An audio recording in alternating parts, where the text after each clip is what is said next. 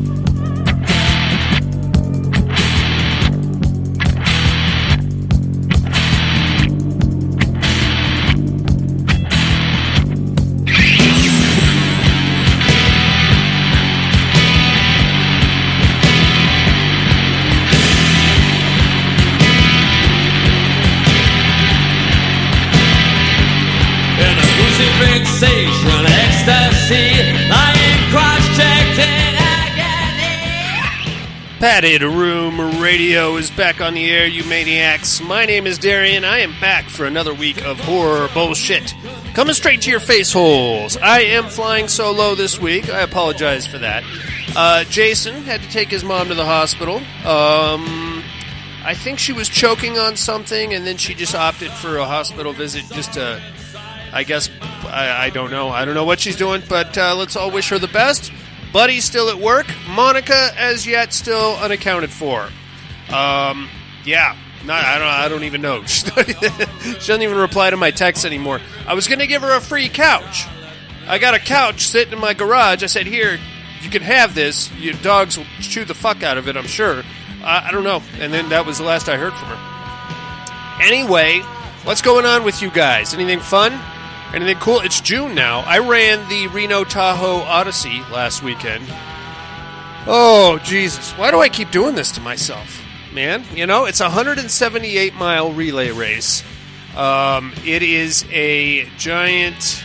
It's a human blast furnace, is what it is. And it's an all-night affair. Everybody has to run about 20 miles to cover the 178. You have a team of 12. It's a thing. It's a whole ass thing. Am I glad I did it? Yes. Am I going to do it again? I don't know, man. I'm having some serious thoughts about not doing team runs anymore and just sticking to the solo efforts because there's a lot of variables. I don't want to get wrapped up in the minutia of it, but it can go south fast or slowly, as the case was, and it can sour relationships, I feel like. So maybe from now on I'll just stick to the solo stuff. Anyway, I got a regular horror show to get into here, kids. I got listener mail. I got horror news. I got other things brewing on the back burner. Let's kick things off with a little horror news, you motherfuckers.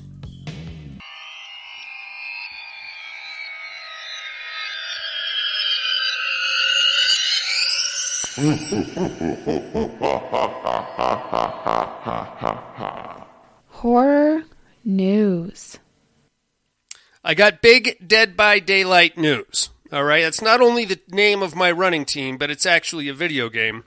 As of right now, this very day, a new update has dropped featuring a new killer and a new survivor. The killer is something called the Dredge. Now, I just downloaded it. I haven't got much time to play it yet, but my son's out there learning all the tactics and the secrets of the Dredge and how to kill people with it. It looks pretty dope. It looks a lot. So I got a glimpse of it before I came in here, and I also got a glimpse of its map. It came with a map. And I got to tell you, dude, it looks an awful lot like the thing from Color Out of Space. And the map looks very similar to Nicolas Cage's farmhouse. I'm not saying that's what it is. I haven't gotten a chance to look into the backstory or anything. The survivor that came with it doesn't look anything like anybody from the movie. So I'm going to say this is not a licensed property, but stunning similarities. That's all I'm going to say. Also in Dead by Daylight news, here's something I guess I'm excited for in a weird way, in a crazy kind of maybe give me a boner kind of a way. Behavior International has announced a Dead by Daylight spin-off game. It's called Dead by Daylight Hooked on You. Now, I know a lot of you guys don't play that, but for those of you that do, you'll see the irony in that title. This is actually going to be a dating sim. Okay? Think about that for a second. Now, I don't know the full details. It's not going to release until sometime this summer. But from what I gather, do you guys know what a dating sim is? It's very weird. It's a very strange thing. Basically, it's like your date. It's like you have like a AI girlfriend, and then you send her texts, and if you answer correctly, she'll ask you questions. If you answer correctly, she'll send you naughty pics, that kind of a thing. They're out there. You can find them on iOS. They're kind of weird to play. I've dabbled in a couple. You don't get to see any nipples or bush or vaginas or anything. Believe me, I've done the research.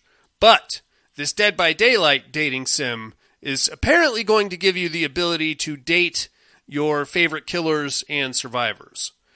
I mean, I got to check it out now. I'm such a fanboy for the fucking game. I got to see what's going on. So the question is, which killer do I want to... I know what you're thinking. You're thinking, Darian, which killer do you want to date? That's a tough one. I think probably the Spirit is the hottest. She's the Japanese schoolgirl. I would imagine that none of the licensed properties are going to show up in the dating sim. You don't want to date like a Pinhead or a Leatherface or a Freddy Krueger. Although Amanda from Saw, she's one of the killers. I don't know if she'll be an option. I would say probably the Spirit would be my go-to. The Nurse, also not looking bad, depending on which outfit you put her in. I think that's about it. There's the Plague, but she's all fucked up. The Huntress, that's a whole lot of woman right there. Who else you got there? The Twins, but single moms. Who else you got out there? I think that's about it, really. As far as like hot chicks in Dead by Daylight. Now, if they're going to open up the survivors to date, there's quite a few in there that I would like to get to know better. Kate Denson would be my first choice. She's the country singer. Who else you got there? Jane Romero. She's a plus-size woman, but I'm okay with that. Nia Carlson, the Swedish anarchist. There's a lot of, especially with all the fun little outfits you can put on them. There's some sexy options in there. Let's see what else we got here. Neve Campbell has confirmed that she will not return for Scream 6. Now, a couple of thoughts on this. Apparently, they offered her a role, and she turned it down because they weren't going to pay her enough. And then there was a counteroffer, and then she turned that down too, because she's basically holding out for more money, and then eventually she told them to go fuck themselves. Now, I was talking to Dusty from the basement about this earlier in the week. It's a weird thing. Like the horror staples, the actors that become horror properties. In a weird way, you got your Robert Englund, your Tony Todd. You could put Heather Langenkamp in that group. Of course, Neve Campbell that we're talking about. Once you like pin yourself to a horror character or franchise, you're stuck there, man. And the good news is that they'll keep you going because they keep cranking out sequels. So you'll be working for a long time and you'll cash many a paycheck, especially if you can get on the back end, like get a piece of the merchandising or something like that. But once you when have we ever seen Robert Englund in a decent movie? No, I don't think we have. Other than, The Nightmare on Elm Street's, obviously. Other than that, I don't think we have. We've seen him in a lot of movies. His name is on a lot of posters. Same thing with Tony Todd. Same thing with Heather Langenkamp. I would say the one exception to the rule is probably, what's her name there? Laurie Strode. God damn it. Jamie Lee Curtis. She's had a pretty good career outside of horror and outside of Laurie Strode. So she's probably the one exception. But I don't understand that because, if you think about it, the range of acting you have to go through as a survivor girl especially. You have to be happy at the beginning and then sad and then terrified and this guy died and oh my God, and then you come back. So I don't understand why these chicks don't get more work. Heather Langenkamp I can understand because let's face it, she's not that great of an actress. Nev Campbell, though, attractive. I don't know. I don't know what have we seen her in anything decent besides the Scream movies and The Craft? I think that's about it, really. Didn't she pop up in I don't know, some fucking rom-com somewhere at some point? I don't know, man. It's a weird thing. If I was Nev Campbell, I would ride the Scream train right into the fucking ground. You pay me whatever you want. Keep my face in front of that camera, and yeah, I'll be in Scream 39 if you want me to. I don't care. Dig up my bones. Put them up in there. I don't know. What else we got here? All of Us Are Dead has been renewed for a second season at Netflix, which is pretty cool. I've heard good things about that show. Korean Zombies. Some would say superior to other zombies. Speaking of Netflix news, it looks like the final and third season of Lock and Key will premiere on August 10th. I'm almost caught up on Lock and Key. I dipped into the second season, and I'm gonna get all the way through that one. That's a pretty good show, and you can watch it with your kids too. So there's that. Lastly, it looks like you can now stream The Northman on Peacock. It looks good. Yeah, I can't tell if it's just like a Viking action situation, or if there's some kind of mythology twist in there, or it looks bloody. It looks like a lot of dudes get killed in The Northman. I'm hoping to check it out sometime this week. Maybe we can brush up on it in next week's What Are You Looking At? That's all we got on the horror news, you maniacs. You guys ready for some listener mail?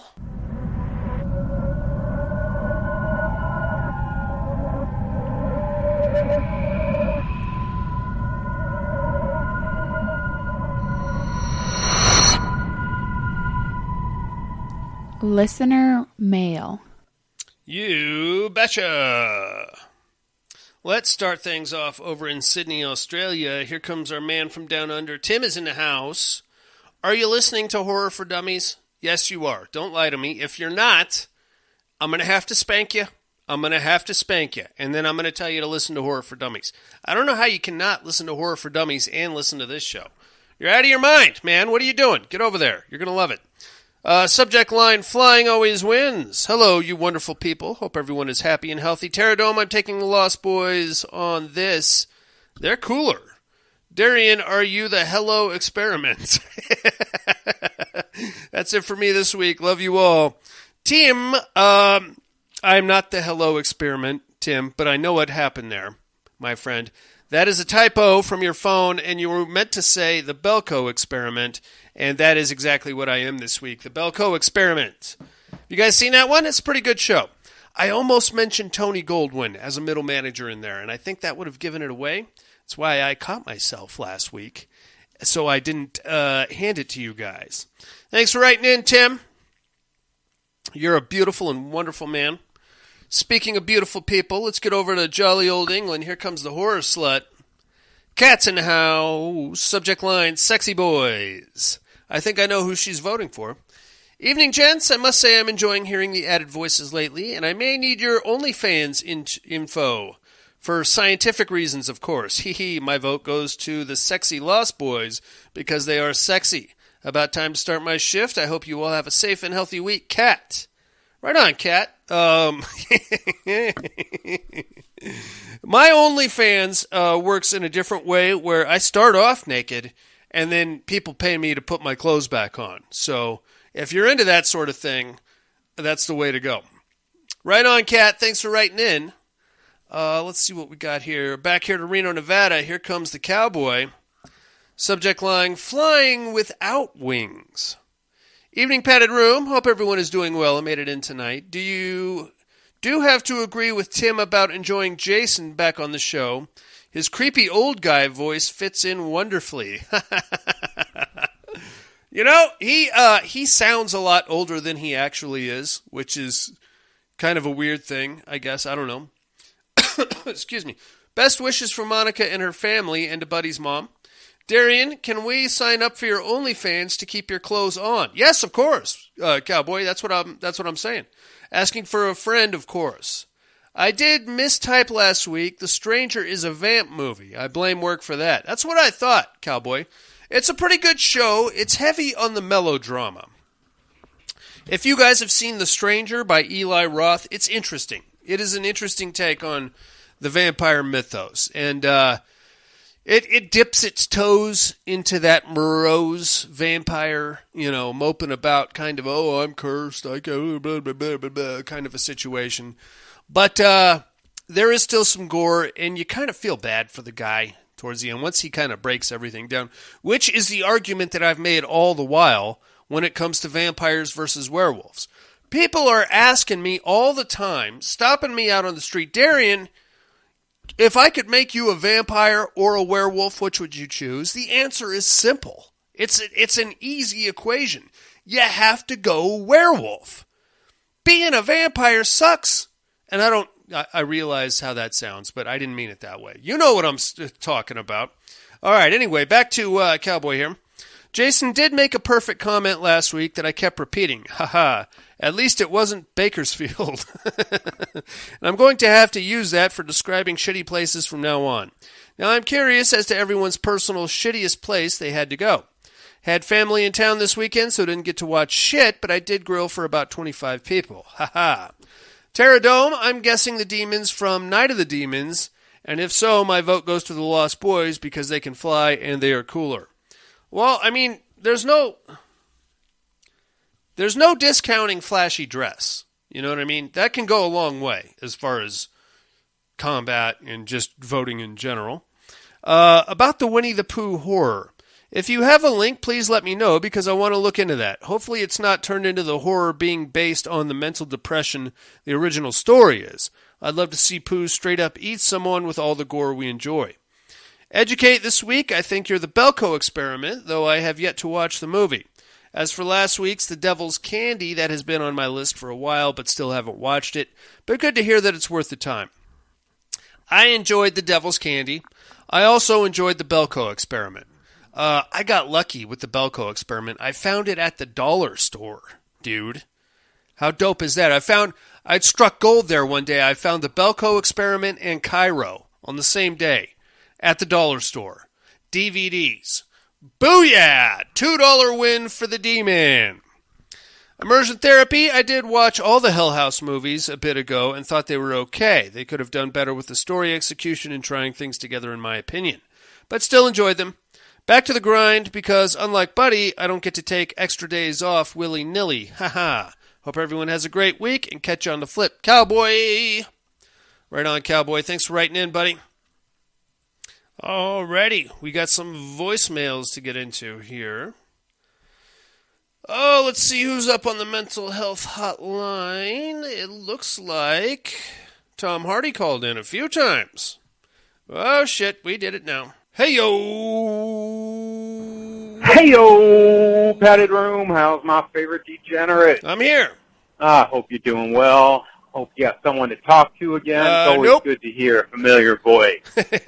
Anyway, Mr. Brock, yes, I wanted to get in on the what you're looking at department. Yeah, what do you got? I got to catch the new Candyman. Oh, what'd you think? I don't know if you've had a chance to see it. I have. I got to say, I thought it was actually pretty good, Okay. and I thought it started like pretty good. I thought it was, but it kind of tapered off at the end for my taste.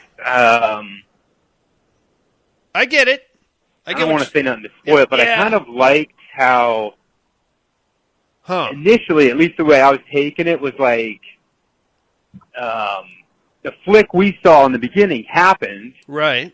But these people here, they saw it from another perspective than the way we saw it. Okay. And I kind of liked that. Like, oh, man, that's a pretty good take on it. Like, you know, I don't want to say too much because it is kind of still new, but right. But then later it was like it became very obvious. No, it's not that they saw it right, and the original movie was wrong, and I don't know. It kind of bummed me out on it. Kind of took me out from there. Yeah. All in all, I thought it was actually a pretty good flick, which really surprised me because I remember when they were talking about a remake, I was like, fuck, man, what are they going to do with this? You know, honestly, I mean.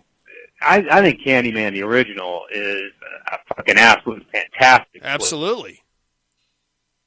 It doesn't need a remake. It doesn't need one. It's so good on its own when people sometimes, shit on like 90s horror. Oh, yeah. People always, well, what about, Blair Witch, and what about, the first Scream flick, and I'm like, yeah, but what about fucking Candyman? Because that was an exceptional flick. I agree. Anyway, I won't go on too much more about it, but like I said, I just wanted to say I actually thought it was pretty good. The remake as well. I'm into it. It's not a remake. On the educating department, come on, tell me I'm going 2 in a fucking row here. What you got, buddy? Felco experiment, did I get it? You did it. Fuck me, man. You did it, Tom Hardy. In the wind. I don't know. It's my birthday or some damn thing. Something's going on here, but yes, sir. Oh man, I think I'm 2 in a row. That I have to go a little harder on you this time. Summer. Okay. I wanted to also get in on the Terror Dome. What do you think? And we got the Demons and the Lost Boys. Oh, did he get GP? I'm kind of both ways on this. I kind of feel like I could see it either way. I really think it kind of depends on which demons we're talking about. Exactly. There's only one Lost Boys. I don't think we're going with the tribe or whatever. Nah, you don't want that. GP'd, as he is wont to do. Couple of things before we move. He called back not once but twice, but a couple of things before we move on from the Candyman thing. I also rather enjoyed it. It is a impacted colon full of social commentary, as you would come to expect. I mean, just about every goddamn horror movie that comes out today has got somebody's take on the Trump regime or the goddamn Black Lives Matter or whatever the hell. They had some political angle to it. So that being said, you have to expect that from Candyman. The thing, though, about that, I was not mad at it at all, despite all of that. The number one problem I had with Candyman is they tweaked the mythos. And I don't like Tom Hardy. I don't want to give too much away, but they moved away from Daniel Robitaille. And as far as I'm concerned, man, Daniel Robitaille, whether he's played by Tony Todd or not, is Candyman. You know what I'm saying? That's the Candyman. I can't iterate too much around it, but I think we all know at this point that the protagonist of this is the baby that what's her name there? God damn it! Helen pulled out of the bonfire at the end of the original Candyman. So this is technically a direct sequel to the first Candyman. Okay, I'm with you so far. But from that point forward, we completely push Helen and Daniel Robitaille off to the side, and we bring in a new situation. And I don't want to give too much away, but if you're gonna go to the point of making our protagonist the baby that was saved from the bonfire, then I mean that was Daniel Robitaille that put him in there to begin with, and it was Helen that pulled him out. So why are we? I don't know. I didn't care for that. I did not care for the what they did with the Candyman mythos, because I thought that we had pretty well decided up front that Daniel Robitaille. I'm not lobbying for Tony Todd. I love me some Tony Todd, and as far as I'm concerned, he is Candyman and Daniel Robitaille. But if we're in remake country, by all means, we can recast him. But that being said, why do we need to? It's like saying that there was multiple Freddy Kruegers, and it wasn't just Jason Voorhees wearing the hockey mask killing people. It's a very dumb thing to do, man. And I didn't care for that part. The kills were awesome. The special effects were awesome. They did some weird shit with the Cabrini Green situation. All right. I don't want to. I feel like I'm spoiling the movie, and I'm not going to do that. So let's move right along. Here comes Tom Hardy again. Round 2. How do you do? Oh shit! Here he is. G motherfucking P. Hell yeah! Hell yeah! So as I was saying, I think it depends on which demons, and the demons I always think about are actually the ones from the Italian flicks, Demons and Demons 2. Oh, okay. Those are good ones. And fuck it. I kind of like them. Well, yeah. I know they can't fly, Darian. They can't. But I That's still a think problem. I'm going to go with the Demons. Okay. I love the Lost Boys, but Demon it up, man. I mean, come on. They're just kind of some fuck ups. I mean, they're what we all wanted to be at 13 or whatever. But I think I got to go with the Demons That's on this fine. one. Just thinking logically. Sure. Real quick things, if I may. Of you course. finished up the Scream franchise. We did. And, we've gotten your thoughts on that. Uh-huh. Gotta ask. Sure. In my opinion, it's one of the better franchises out there. Think so. Especially you consider the number of flicks. I mean, there's 5 now. Correct. I'm a huge Friday the 13th guy. That's my favorite franchise. But legitimately, good flicks out there. I gotta say, it's gotta be of the horror flicks with at least 3, 4, 5 entries. Uh-huh. One of the best. Okay. Consistently one of the best. I know the Evil Dead is probably in there as well. Right. But I think Scream could be right along there with something that has that many sequels. Just my opinion, just my thoughts. One last thing, I know I'm droning on here. No, but, by all means. You were kind of talking about elevated horror last week. Yeah. And how it kind of came up in the 5th Scream flick. Right. And kind of what the definition of, or what is elevated horror. And I don't know if this is right. This is kind of how I've always thought about it, or always kind of thought about it for myself, was kind of like when the elevated horror, which I think is pretty shitty because it kind of says, or suggests at least, that everything before it was, lowbrow bullshit. Mm-hmm. Right.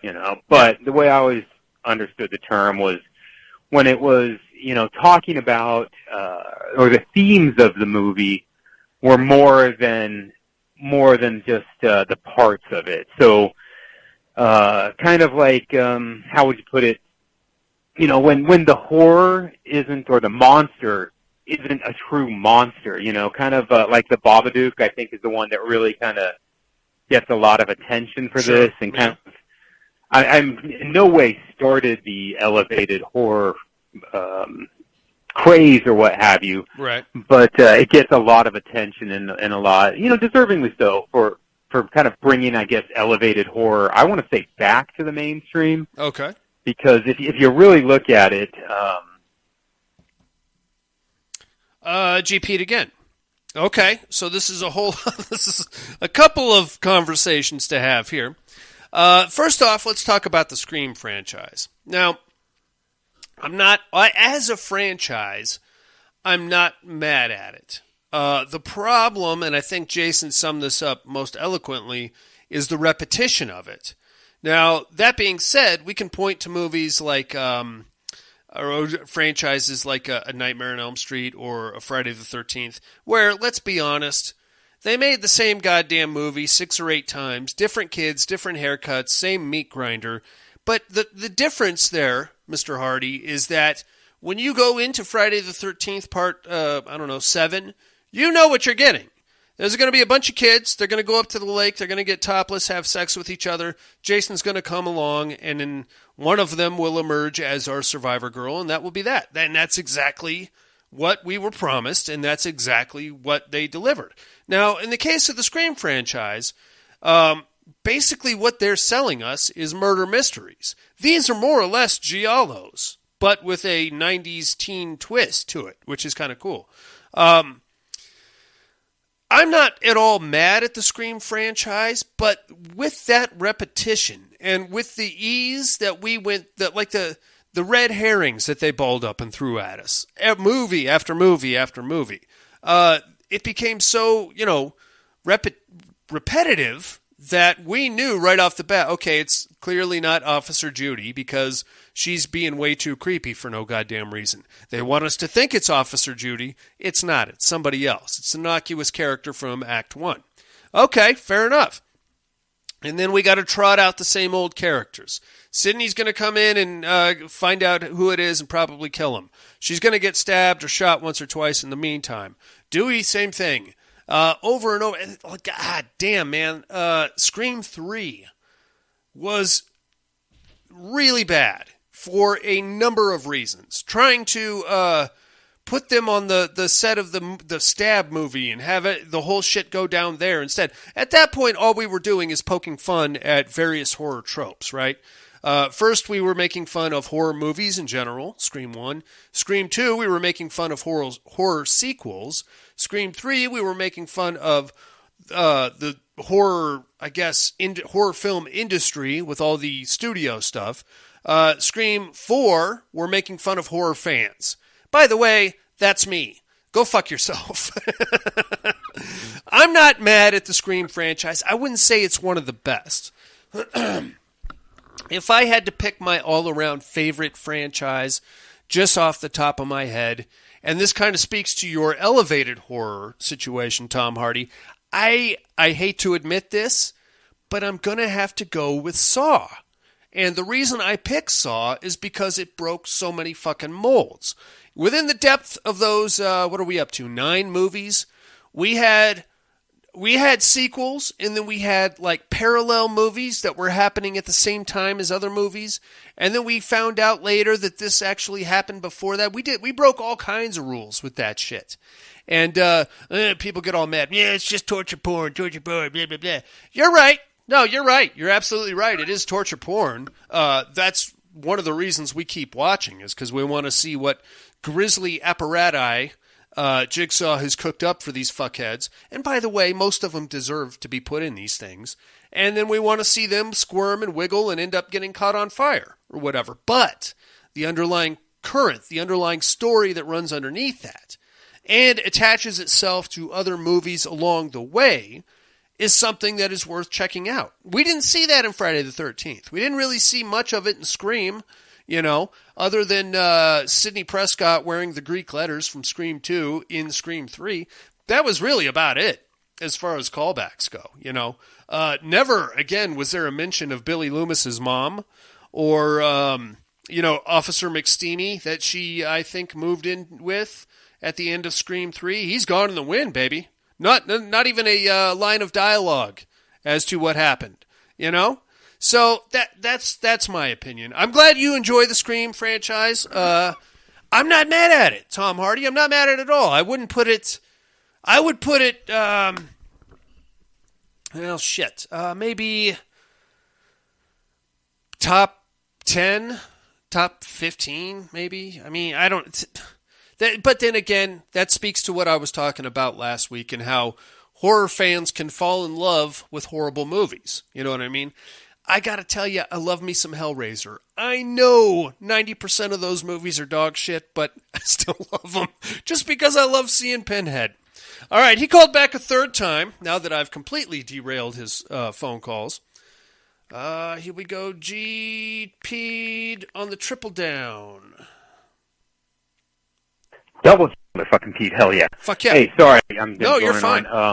So like I was saying, like, kind of when the monster isn't really a monster, but it's like, oh, it's regret. That is the true monster that haunts us all, or whatever. I kind of think that that's what I see kind of as elevated horror. But, I want to be really clear. If you think about it, this shit's been around forever, really good horror flicks, like all the way back to even Frankenstein, it is metaphorically about something else than this monster. And, of course, Night of the Living Dead, is another one that comes to mind as elevated horror. But for some reason, it doesn't get to be categorized as elevated horror. Like the Descent comes to mind as elevated horror, and I'm pretty sure that predates the Babadook. And it does. Those kind of flicks that, again, it's the monster isn't a real beast. It's actually suicide that they're talking about, and that's the real. And I think that's at least how I see modern elevated horror. Okay. Anyway, just my thoughts, my opinions. Hope all is well. Love you like family. Bye now. Love you too, Tom Hardy. Thank you for calling in. So while we're on the topic of elevated horror, I think that seems like a very pretentious term to me, and I think Tom Hardy summed that up beautifully when he said the term elevated means that this horror is above other horror, and that other horror before it was just mindless dog shit and, appealing to the lowest common denominator of us horror fans who just want to see blood, boobs, and machetes, which is fine. Yeah, you're right. That's what we want to see most of the time. But let's talk about elevated horror. Now, what do you suppose that means? There's some implied metaphor, and that I would change the phrase elevated horror to thought-provoking horror. So take a movie like, perfect example, The Haunting of Hill House, okay? Or, as it was originally titled, The Haunting, the Shirley Jackson novel, which was made into various iterations.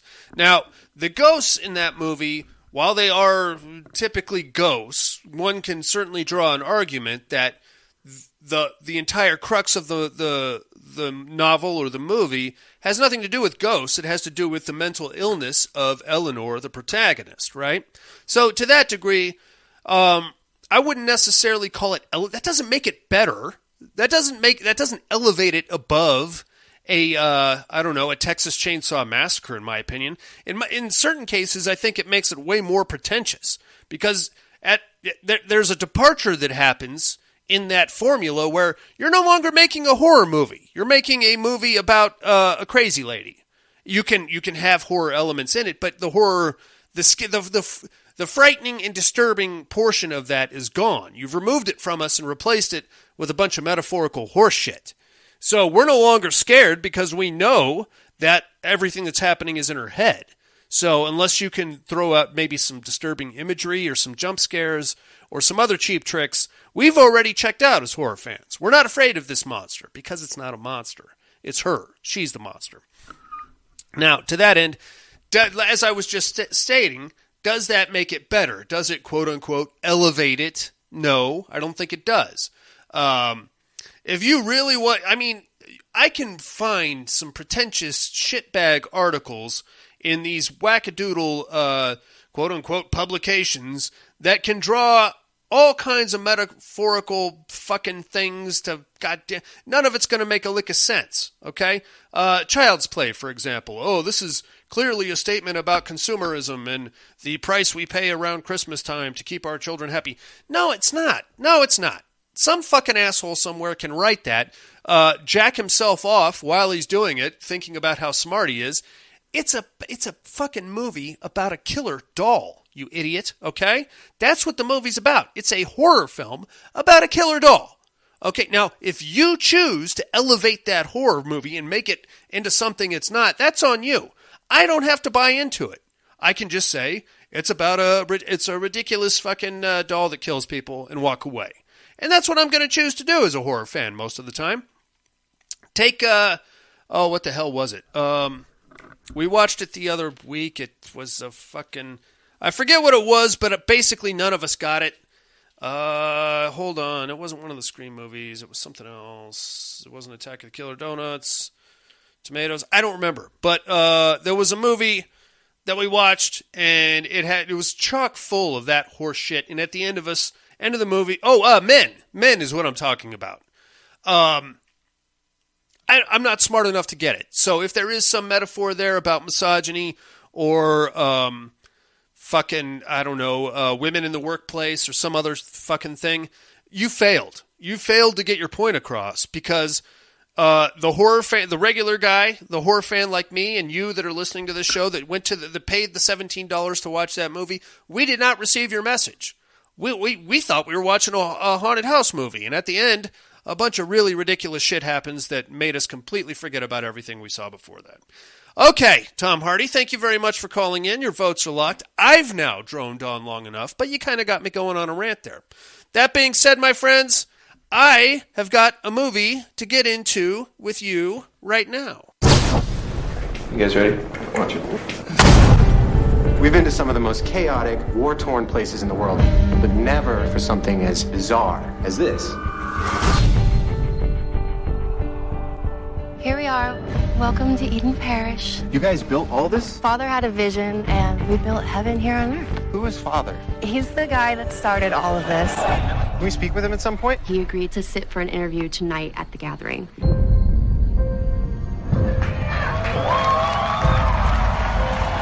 It's been pretty amazing. Everyone we talk to seems to feel that this is everything they ever wanted, and they all credit you for that. Oh, I don't deserve the credit. You come down here and I'll give you a place to live. I'll give you a job. I'll give you a bed. These people are my family, my children. And when you write this up, just know that you're dealing with their lives.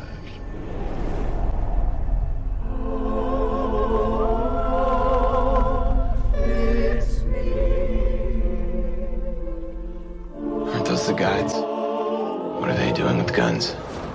You don't know what's really going on here. This place is not what it seems. Hey, what's happening? These people want to leave. They have their suitcases packed. I have no idea what to do. Sam, do not get involved in this! Please take my daughter. What? We can't let them go back to New York. No, this is the last sacrament. Hey! Hey! How many more people can fit in this thing?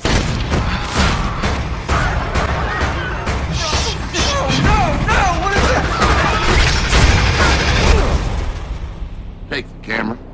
I want you to film this. It's important. It's fine. Take it. Take it. Take it.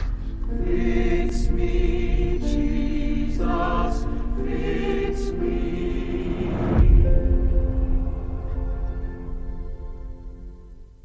That's right, boys and girls. We're talking about the Sacrament here in Cult Month in the Padded Room. It is from 2013, written and directed by Ty West, got 6 stars on IMDb. Stars Joe Swanberg, A.J. Bowen, and Kentucker Audley. Kentucker. Interesting name. I hope that's a stage name. I hope he was not born Kentucker. What do you go by, Kent? If your name is Kentucker, I would assume so. Or Tucker. If my first name was Kentucker, I'd probably go by Tucker. Tucker. One of those two. Anyway, this one got 6 stars on IMDb. It's got a hard R rating. I got a kill count of roughly 167. We'll get more into that as the story goes on. Basically what we have here, inmates, if you haven't seen this already, is a dramatization of the events of the Jonestown Massacre, or the Jonestown Tragedy, however you choose to see that. It's a mass suicide that happened in the 1970s in South America. A religious cult leader by the name Jim Jones led his cult, the People's Temple, to what was going to be a socialist paradise in Jonestown, Guyana. And the senator went down there to check it out. When the senator got down there, everything seemed super cool, like the first day. Second day, people started pulling him and his team in aside, asking them to help them get out of there. And then the senator's like, okay, well, I'm going to send some help. And then they killed the senator and his team. And then they all committed mass suicide by drinking cyanide-laced Flavor Aid. Over 900 dead in the actual event. Pretty gnarly shit. I think Alan said his dad or his uncle was like one of the army guys that was receiving the dead bodies from Guyana in the 70s. That's a fucking tough job to have, because we're talking about babies and, kids, elderly. They even killed the pets, man. There was dead dogs and shit in the videos. If you want to Google image this, I don't recommend you do, but you can. There's all kinds of images. And what's even worse, this part is particularly gnarly. Now that I'm already off on a true crime rant, there is like a 2.5-hour audio tape, and it's basically that what they referred to as Operation White Knight. And that was when Jim Jones gave the hammer down on, we're all gonna drink the Kool-Aid and die tonight because we don't have any choice. It's 2 hours of him telling people to drink cyanide. Now, in the background of that 2 hours, you can hear people like coughing and hacking and screaming and like, vomiting and things like that. But as the 2 hours goes on, that background noise gets quieter and quieter and quieter as the people are dying off. It's really a good, like if you're having too good of a day and you feel you need something to tone yourself down a little bit, that would be a good way to do it, because that will ruin your fucking day anytime. All right, enough about that shit. So basically what we have to do here, inmates, is pretend that we didn't know any of that, and that this is just going to be a fictionalized thing. And has nothing to do with anything, because that's basically how it goes down. So we start off with Vice.com. This is actually a real news organization, somewhat. They are out of Williamsburg, Brooklyn, and they do like renegade news. They covered like weird stories and political angles and things like that. If you get a chance, go check out Vice.com. They've got some very interesting travel articles and some historical perspectives and things like that. A lot of interesting stuff over there. Vice.com, we're going to meet our three protagonists. We've got Sam, Jake, and Patrick. As these three journalists are hanging out at a local bar one day, a text message comes to Patrick from his sister. Now, his sister is supposed to be in a sober living community somewhere in rural Mississippi. Okay, she goes. He hasn't heard from her in like 5-6 years. She goes on to explain to him that they've left rural Mississippi and they're now in a undisclosed location, but they've started their own kind of local government and their own community, and everything is beautiful. It's the best thing ever, and she wants him to come down and check it out. So immediately the red flags go up on the other two dudes. They're like, "Man, this sounds like a cult." And he's like, "Yeah, I know, but I got to go see what my sister's got herself into." So immediately they're like, "Okay, well, this is a story. Let's do a story on it. It'll be awesome." So within this, trio of dudes, Sam, played by A.J. Bowen, he's like the main journalist. He's the one that writes the stories and asks the questions. Jake, played by Joe Swanberg, is one of the cameramen. And Patrick is a photographer, like a still photographer. These guys, A.J. Bowen and Joe Swanberg, they've become like the horror brat pack of the 2010s, right? It's these two, Swanberg, Bowen, Ty West, who directed this. What's his name? Adam Wingard, Simon Barrett. I guess you could put Eli Roth in there. He's kind of like a mentor to all these dudes, and they've made some really great independent horror films. You're Next, they were all in. The Roost that we talked about last week. I was hoping Jason would be here this week to find out what he thought about it, but they've kind of created like an elite horror cadre of indie horror filmmakers, and they're all doing really great stuff these days. Anyway, but speaking of Joe Swanberg, you know who I'm talking about? He was the Dickie brother in You're Next. There's something about his face.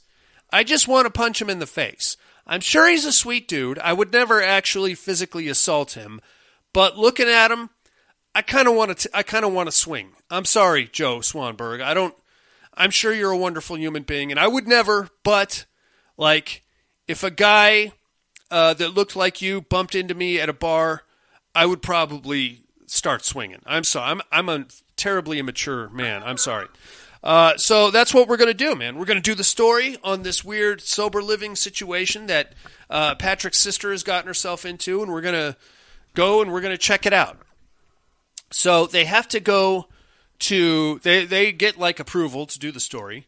They have to go to first they go to an airstrip in Mississippi, and then there they get on another plane that is going to fly them somewhere else to which they don't actually know where they're going. So that's very intense. They do that. They get on the other plane. They don't know where they're going. From there, they land in the jungle on a weird airstrip in the middle of nowhere, where they're met by a couple of dudes with AK-47s. Now, if Jason I was texting Jason about this earlier. He had every intention of being here tonight. His main gripe, I think, about this movie was that it's basically just a retelling of the events of Jonestown. So how much actual writing went into this? Probably not much, other than some simple dialogue. Regardless, that from there, we're basically going to retrace the steps of the senator and his team, just replacing them with these Vice reporters. So they touch down on the airstrip. Bunch of clearly either Africans or South Americans meet them there with AK-47s and think they're already all weirded out. And we have to assume that they're not aware of the events of Jonestown, because no mention of Jonestown is ever made in this movie. They're like, "Oh, this is weird for a sober living community. They take him to the gate of this compound where eventually Patrick's sister shows up. And she's like, hey, brother, we missed you. Come see what we did. They have to, hurriedly, scramble to get some shit. They weren't expecting, the other reporter to be there or the cameraman or anything like that. And there's a lot of, hey, turn the camera off and all that shit. From there, they go in, and they're basically led through exactly what you'd expect to find at the Jonestown compound. Hastily made little Quonset huts with some very shabby living conditions, gardens, guys playing basketball. They get settled in. Patrick gets to stay with his sister up at the main house. Over the loudspeaker as they're walking around, they keep getting messages from this quote-unquote father character who sounds like an elderly Southern gentleman. And he's like, oh, we're doing the Lord's work out here now, y'all. You just got to keep on working. We got some guests. Oh, let us show them our hospitality. I know I sound just like Foghorn Leghorn. I don't need you to tell me that. All right? Let's move right along past the stupid accent. From there, Sam and Jake kind of walk off on their own and start asking questions of the locals. Everybody is painting a very rosy picture of this place. Oh, this is the best thing ever. We'd be dead if we didn't come here. Why would we ever want to go back to the real world? And they're like, well, what happened here? Isn't your family worried about you? No, this is my family now. I don't have a family outside of here. A very rosy picture. There's an old lady working on a garden. There's a couple of guys playing basketball. Apparently they came right out of the hood. There's an Australian lady. We get to see their kind of medical facility, which has, I don't know, it's very, I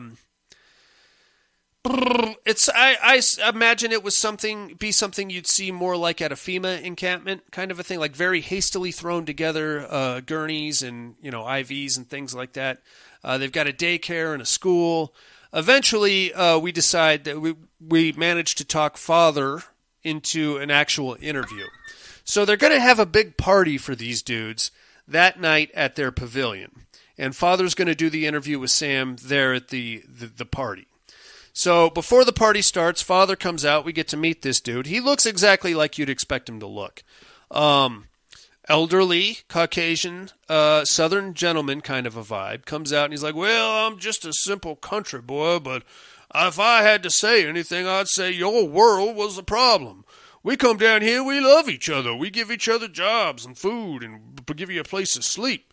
What's the outside world going to give you? Nothing but racism. Woo! So the interview goes back and forth. Sam starts getting a little nervous because, he's doing the interview in front of Father's cheering section. So every time Father answers a question, it's met with a round of applause, and Sam keeps getting cut off. Eventually, we find out, Father found out that Sam's wife was pregnant, so he starts dropping little Easter eggs about all the information he has on Sam. Sam gets very nervous, and he's like, okay, no more questions. And then they go back to the, Sam and Jake go back to their little Quonset hut to kind of decompress for a second before they go back to the party. Now, while they're back there, this little girl runs up to him and hands him a note. It says, please help us get us out of here, or something to that effect. And he's like, what the fuck is this? So they go back to the party. When they left the party, it was like a pretty happening vibe. Singing, dancing, people having... there wasn't any alcohol, but I guess they were having punch or something, and everybody was having a good time. When they go back to the party, the vibe has shifted completely. And instead of the singing and dancing and stuff, it's more it's much more culty. It's like chanting. And you ever see those late night Christian rock infomercials where you get to they want to sell you all the Christian rock CDs, and it immediately cuts to the crowd at a Christian rock concert? They do that weird move where they bow their heads, put one hand up in the air, close their eyes, and then just kind of sway back and forth. That is creepy as shit, man. I don't know what I've been to many concerts in my day. I've never done any shit like that. I will throw myself into a mosh pit. I'll fight somebody in a parking lot. I will attempt to have sex with some young ladies in the bathroom area if they're interested. But I will not do that because, I don't know, man, that's like a weird psychedelic experience or something. I don't know what they're doing. I don't know what that even means, but it's creepy. That's what everybody's doing at the pavilion right now. But not only are they doing that, they're like chanting. It's very weird. It's a whole other vibe. So Sam and Jake are running around. They're trying to find Patrick because they want to show him the note, bring him up to speed, and get him the fuck out of there as soon as possible. So they can't find him. They do bump into his sister Carolyn. Now, mind you, the entire premise of this community/cult was that it was a sober living community. It was like supposed to be like some kind of a rehab situation, right? When they bump into Carolyn, she is clearly high as a kite. And they're like, hey, Carolyn, oh, what's up with you? Hey, where's your brother Patrick? Basically, she engineered a threesome with Patrick and two chicks, and they took him off to bang the crap out of him, I guess. And she's like, they're really showing him how appreciative they are of his coming to visit. And they're like, yeah, that's, why are you high? You're supposed to be sober, and what the fuck is going on here? Carolyn gets called back into the office by Father. They're now full-on freaked out. So they go back to their cabin. The party's over. A minute or two later, they're like, what are we going to do? Hey, we're just going to lay low. As soon as the sun comes up, we're going to get the fuck out of here, and we'll report what we saw, and hopefully somebody better equipped comes down here to check this out. Like 5 seconds into this conversation, the little girl pops up again, bangs on the door, and runs away. Sam's like, hey, wait, get out back here. Goes following her, and that's where they kind of corner him. It's like the girl's mom and 3 or 4 other people, and they're like, dude, there is some shit going on here. You need to get us the fuck out of here like yesterday. There's beatings. There's torture. He's like, wait a minute. Everybody seems to love this place. No. You only talk to the people that Father wanted you to talk to, and they told you exactly what he told them to tell you. This place is not safe, and I want to get out. And then she like pulls the little girl's hair back, and her back is full of bruises and shit. It's very nasty. So Sam's like, fuck. While he's having this conversation, 2 of the guys with AKs roll up on him. The parents and the other people go taking off. And the guards are like, hey, what's going on here? And Sam's like, I found this little girl wandering around. I thought maybe she might be lost. She isn't talking, so I don't know. He's like, we'll take her from here. So they take the girl and they take off. The guards do. Needless to say, Sam and Jake don't sleep at all that night. They wake up the next morning, and there's like a full-on kind of a riot going down in the pavilion. Excuse me. We don't know what exactly is going on, but there's a lot of yelling and screaming and like pushing and shoving going on. They go out there to figure out what's happening. Turns out in the night, like half the people there decided that they don't want to be there anymore, and they would very much like to leave with Sam and Jake and Patrick, hopefully. Sam goes running out there. He's like, oh shit, Carolyn's there. She's still high as a kite. She's like, it's fine. It's just going to work itself out. They can't leave. And he's like, wait a minute. You can't keep them here against their will. They can leave. And she's like, no, yeah, if they want to leave, they can leave. But their family is here. They need to stay here. So they just need to calm down. Everything's going to be fine. And he's like, wait a minute. At some point, like 2 of the guards try to take the little girl away from her mother. And then that's when Sam like intervenes and like shoves one of the guards down. From there, all the cameras are rolling this whole time. He tells Jake to haul ass back to the airstrip and find out how many more people can fit on the helicopter that's there to take them out. So he goes hauling ass back to the airstrip with his camera, gets there. There's a helicopter there waiting. He starts talking to the pilot. He's like, hey, man, how many people can we fit in here? There's a bunch of people there that want to leave with us. So what do you think? 3, 4, maybe 5? And the pilot's like, no. Father's orders, only you and the other 2. They're the only ones that are leaving. He's like, no, I know, but there's other people who want to come too. While they're having this conversation, the gats start busting. AK-47 fire. Boom. Wounds the pilot. Jake has to duck and cover. Ends up running back into the jungle with his camera. The guards are chasing him and shooting at him. Very scary stuff. Now we're going to cut back to the pavilion. and this is where things have escalated. We're not quite sure as to what the hell happened to Patrick or Sam at this point. Patrick was there filming also. At some point, Patrick gets either tackled or knocked down. The camera gets knocked out of his hands. And Sam and Patrick are removed from the equation, i.e. they're just no longer in frame. And now we're going to cut to Operation White Knight, or the derivative thereof for the intents of this movie. This part is pretty creepy. This is Father giving his big speech about how we all need to commit this revolutionary act of suicide, and there's no choice. If the boys get back to New York, they're going to tell the story, and more people are going to come. If they don't get back to New York, people are going to look for them, and more people are going to come. Either way, we have no choice but to leave this world. And all the kids are freaking out. Everybody's freaking out. No. While that's happening, the nurse is mixing up the cyanide into the flavor aid, and the waitresses are making the rounds, passing out the Dixie cups. There's a lot of pushback.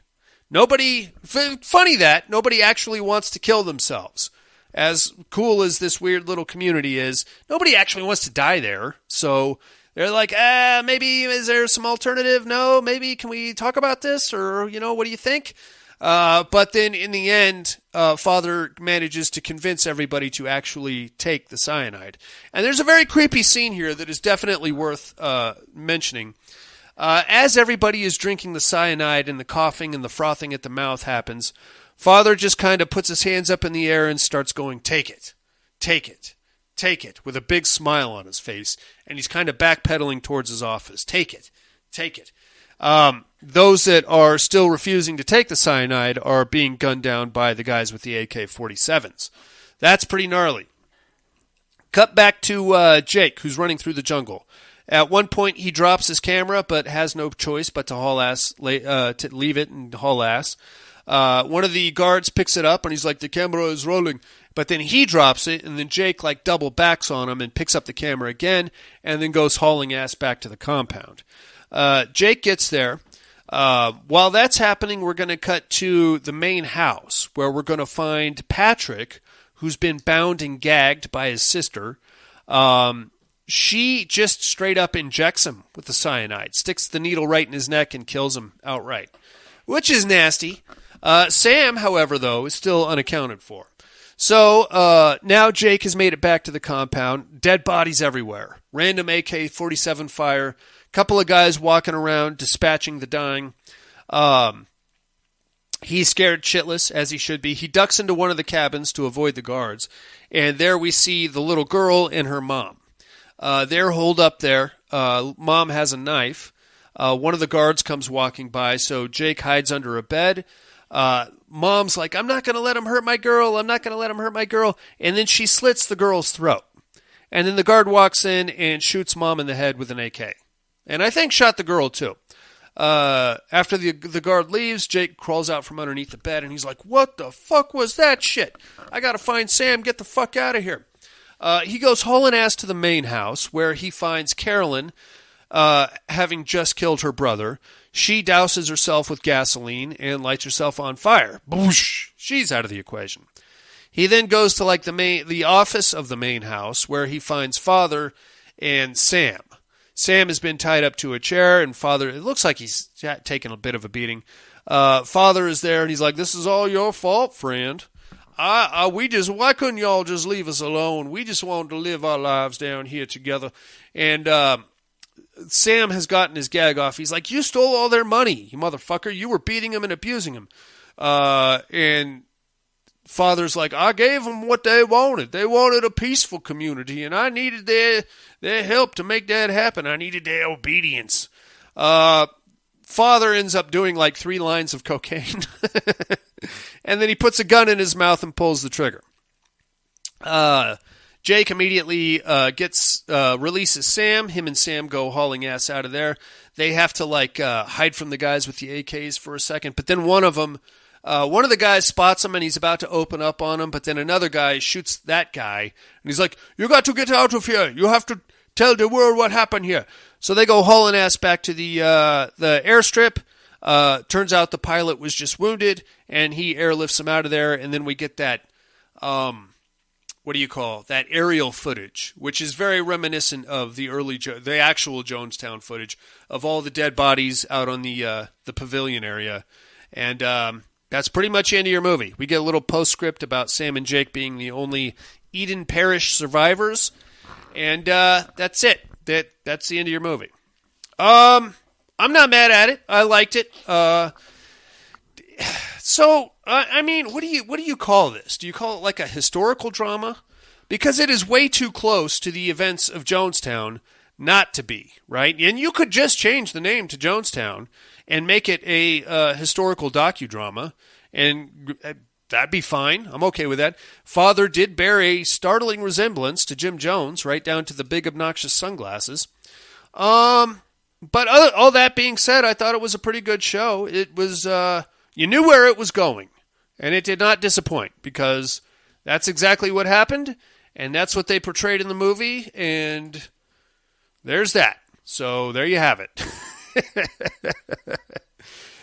Streaming right now on Tubi, if anybody wants to check it out.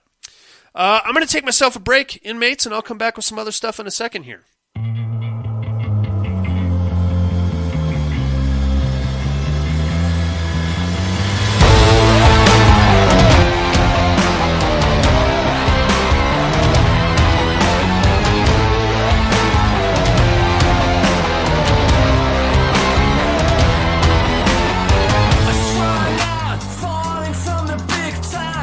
Welcome to the infinite black skies. Brain cleanse, fractured identity.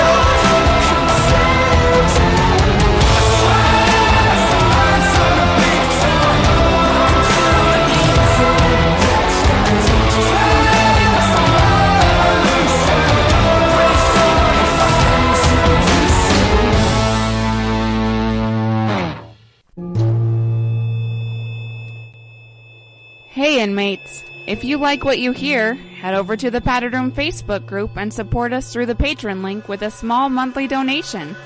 Check out the T-Villain link at paddedroom.podbean.com and grab some t-shirts. Thanks for listening and enjoy the rest of the show. And I'm back. It's a fascinating thing, these cult movies. And these real-life cults, too. You know what I mean? I'm fascinated with the mentality that would draw you in and keep you locked in.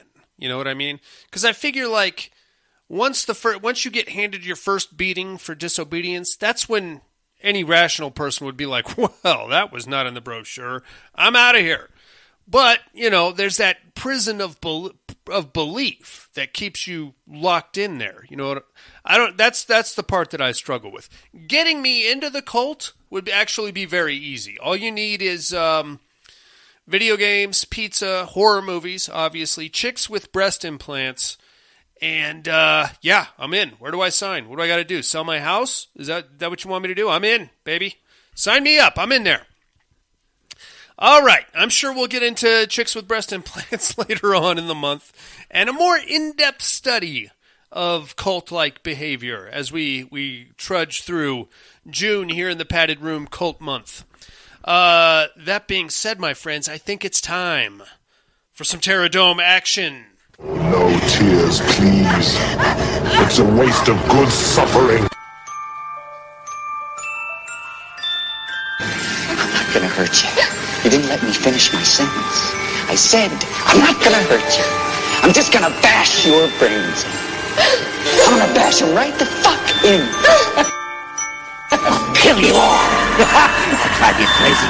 I'll kill you all. My worst dream come true. 6-year-old child with this blank, pale, emotionless face.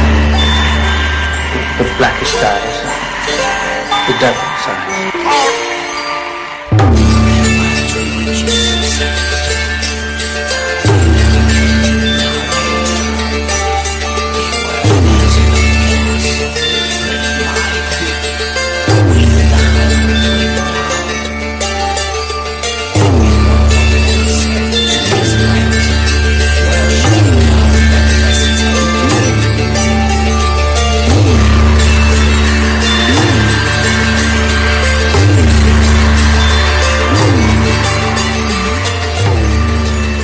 Welcome to the Terradome. We're going to start things off with last week's winners, obviously.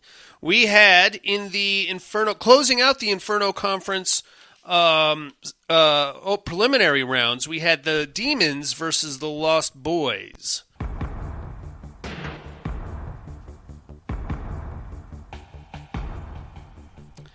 Despite their true age, the boys should have known better. Making deals with demonic forces and expecting them to live up to their end of the bargain was a fool's errand at best.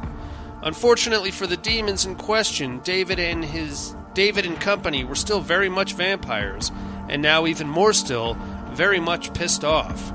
With a vote of 8-4, the Lost Boys defeat the demons. There's a lot to be said for style, and the ability to fly. You know what I mean? And that's kind of the thing that we deal with here in the Padded Room and the Terradome in general, is which particular iteration of the fighters you want to go with. So I believe there are demons out there that could take down some hair-gelled up vampires. None of them immediately come to mind. I don't know, maybe like a I don't know. Maybe like a possession kind of a thing. I'm sure there's a movie out there with some really kick-ass, scary demons that would make you think they would beat the Lost Boys. But at the same time, you have movies like At Night of the Demons. You know, Angela, what is she going to do? She's going to get on her hoverboard and... That's about it, really. She's going to do some sexy dancing, but that's not going to kill anybody. At least I don't think. All right, let's take a look at this week's matchup, shall we? We are now in the Asylum Conference, round 1. as usual, inmates, bear with me. I'm not much of a writer. The convoy had stopped for fuel somewhere outside of El Paso. The prince's provisions and belongings were being transported from the East Coast to his new home in Los Angeles. 3 heavily equipped moving trucks filled with strange cargo and very specific instructions for their handling. The Driftwood family was also on the move. Fleeing Sheriff Wydell and his Texas Rangers, moving from southwest Texas headed north. Alone and desperate, they also stop just outside of El Paso when they spot the moving trucks. Spaulding, always the tactician, makes the call. Killing the driver and dumping the body was easy. Stealing the truck and continuing in the convoy wouldn't be a problem either. But the 3 coffins that particular truck was carrying would become a very serious problem once the sun went down. Team's competition, we have Dracula's Brides versus the Driftwood family. Now, a couple of things. Driftwood's crazy as shit, and probably not equipped to deal with any kind of a supernatural element. They got guns, they got knives, they got that ridiculous trash can body armor that they wore at the start of The Devil's Rejects. But there's something else they have that I think could play a role in this, and that's that beating South Texas sun, okay? But then the question begs, will they live long enough for the sun to come out? Because you got to figure, they don't believe in vampires. They're batshit crazy, right? What you think they're used to dealing with vampires and werewolves? No. They're used to dealing with rubes and rednecks and Charlie Altamont and his chicken fucker little assistant there, whatever that guy's name was.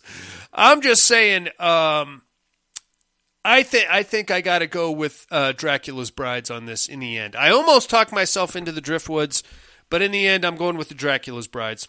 That's your Terror Dome matchup for the week, inmates. It's Dracula's Brides versus the Driftwood family.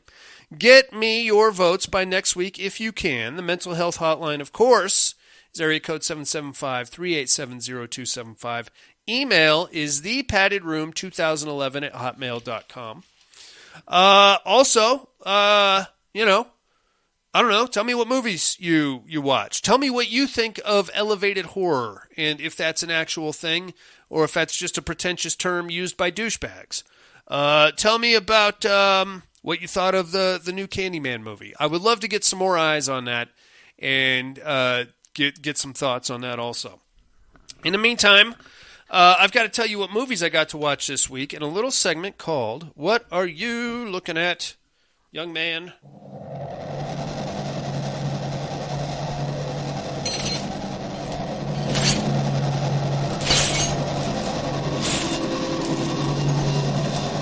What are you looking at? So I got a couple of movies in this week, but I don't know if I want to talk about them just yet. But then I just changed my mind and I decided, yes, I do. So in line with our immersion therapy for the week, which was Hell House LLC, I went ahead and ran through all of the sequels as well, starting with Hell House LLC 2, The Abaddon Hotel, from 2018. Now, it really depends on what you thought of the original Hell House LLC. I watched this originally when it first came out, and I thought to myself, that was kind of dumb. You know what I mean? It's found footage.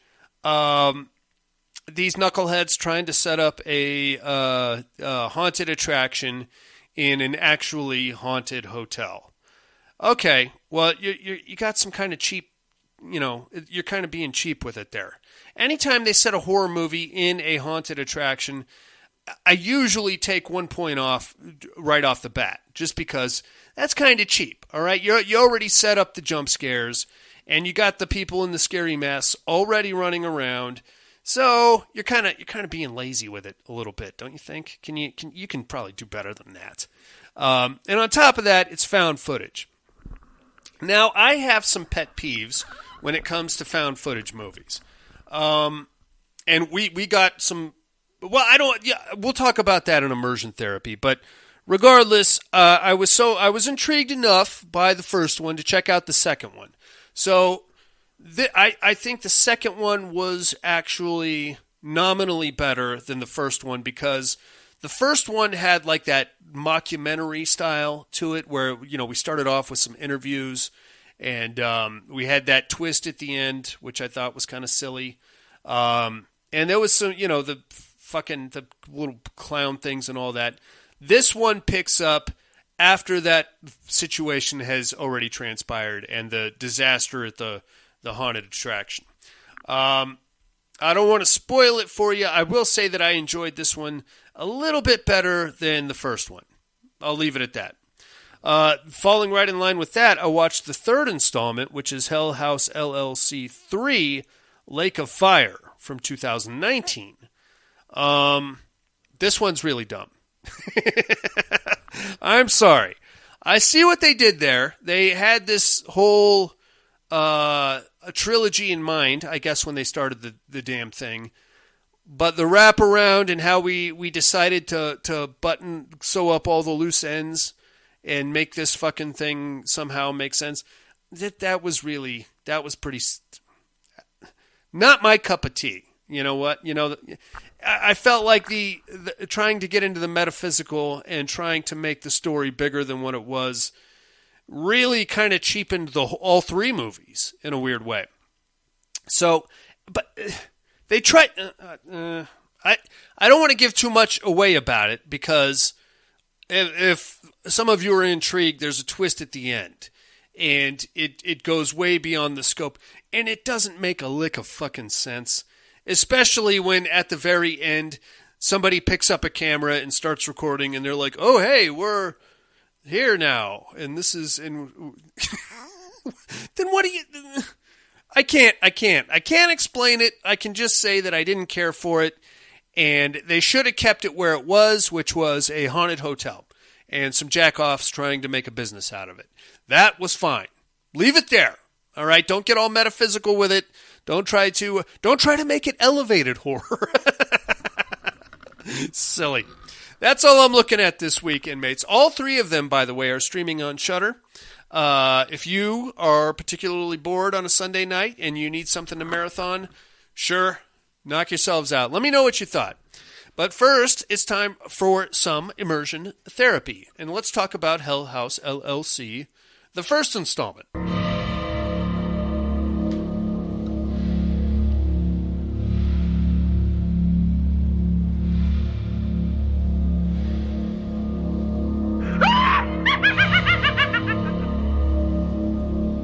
Immersion therapy.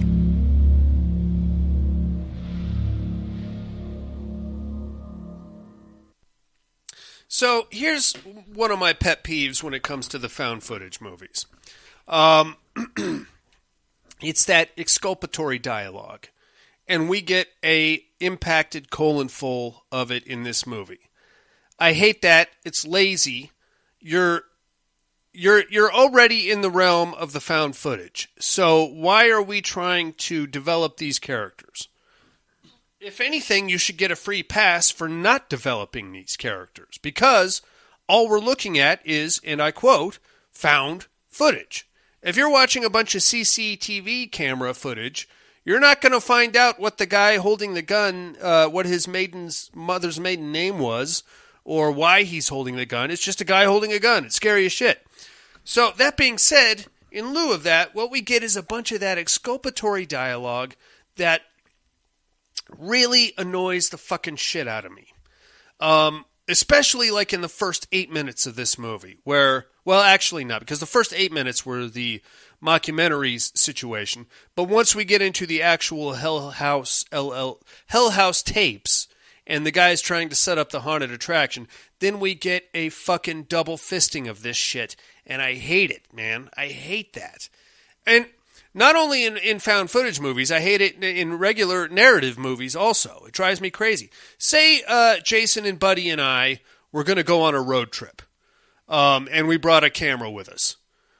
We might introduce ourselves to the camera as some kind of a gag, but then when the camera's rolling, would we have to constantly reiterate our relationships to each other and, you know, our backstories? Hey, Buddy, I've known you for like 6.5 years. Fucking you had a kick-ass Halloween party once. Remember that? Yeah. No, we know all that shit. We were there. Why would we have to discuss it for the camera? I hate that, man. It drives me fucking crazy. And we got a lot of it in this movie. That being said, I felt that it's I feel that it's kind of cheap to set a horror movie in a haunted attraction. You're kind of you're cutting corners, I feel like. Now, it can be done, and it can be done well. Case in point, Funhouse, or The Funhouse from 1978. What was that? Hellfest, which recently came out. It's a decent little slasher.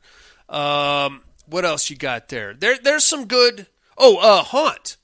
From, what was that, 2018, I think? But none of these were found footage movies. You understand that? So you're already cutting corners with the found footage. Now you're going to cut even more corners by setting it in a haunted attraction. Okay. All right. All that being said, I wasn't mad at Hell House LLC, but going into it, you have to know what you're getting into. If you want, in my opinion, a better version of this, go watch the houses that October built and the sequel. Those are much better. No supernatural element that I recall. Is more of like a stalking kind of a thing. Much creepier. Same thing. Found footage. Guys touring haunted attractions. Kind of piss off the haunt workers or haunt actors, whatever you call them. And horror ensues from there. There you have it, man. That's my thoughts. I know Jason enjoyed Hell House LLC. Buddy had mentioned last week that there was a moment in there that he found very creepy. I was interested to know which moment that was, because I kind of felt like it was all very cheap, with like the clown guy. You got a scary clown there. It's a haunted attraction. You put the scary clown there. Why are you so freaked out by the scary clown? You put him there, you fuckface. All right, anyway, enough about that. Let's see. Your immersion therapy for this week is going to be Phobias from 2021. It's got an R rating, stars Leonardo Nam, Martina Garcia, and Hannah Mae Lee. Is directed by Camilla Bell. You can find this bad guy streaming on Hulu, inmates. Check that shit out. We will do the same, and we can compare notes next week. In the meantime, I am in need of an education, my friends.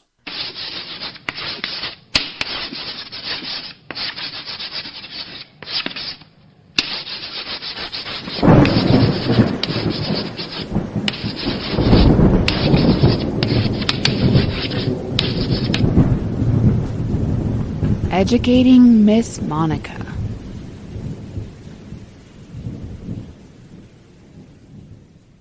First, my clues from last week.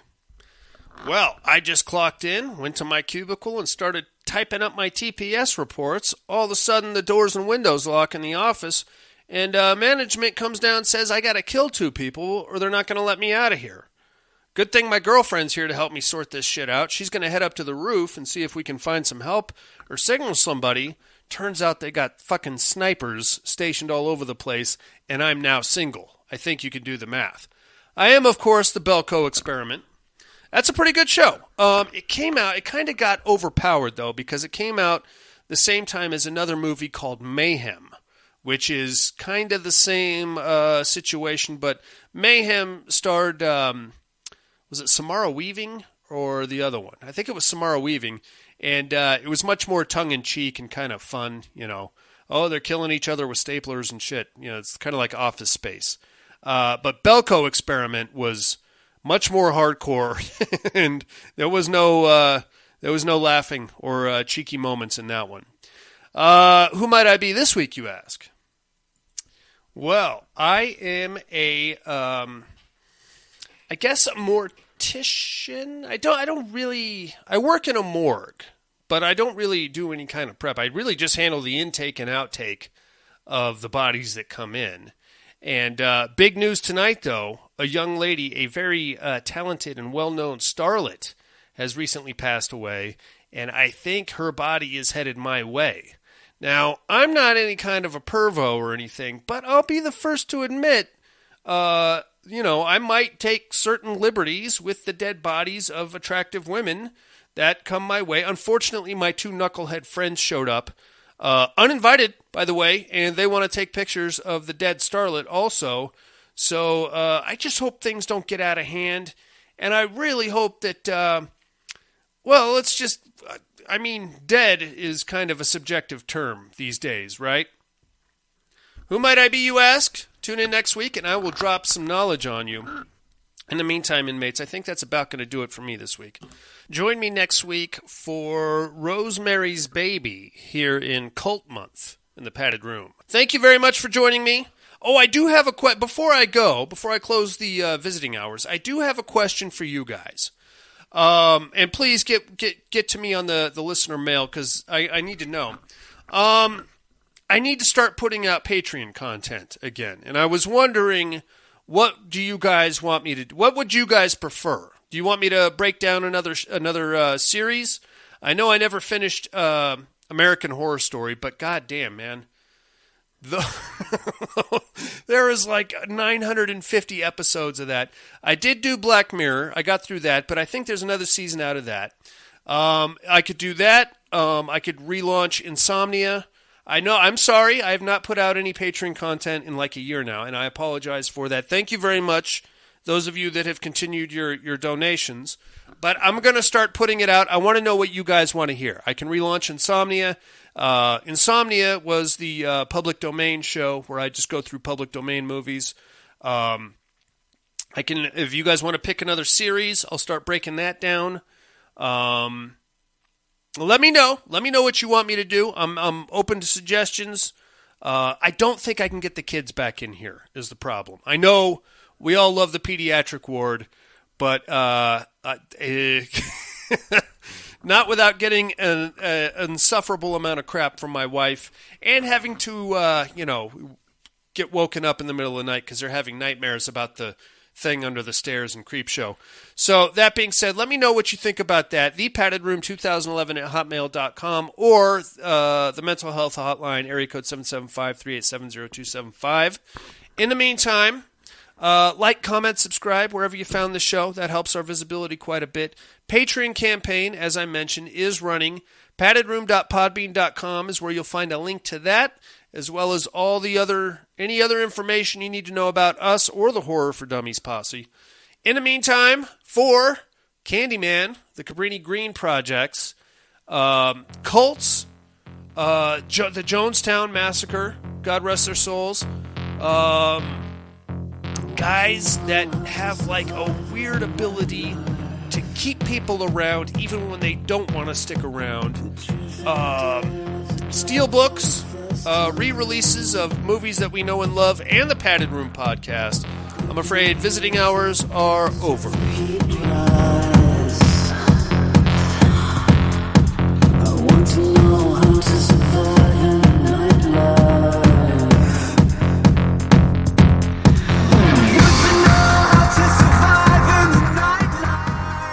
What did one eye say to another?